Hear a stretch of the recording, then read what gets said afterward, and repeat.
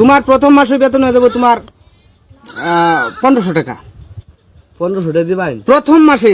পরে বেতন বাড়তো না ভাই? পরে তোমার দিন যাবে বেতন বাড়বে, 1 মাস পরে তোমার বেতন বাইরে হয়ে যাবো 1500।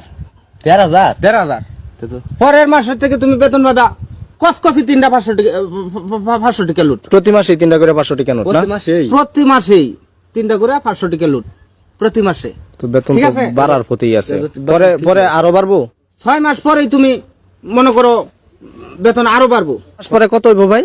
6 মাস পরে তোমার বেতন বেড়ে দেবো 1500।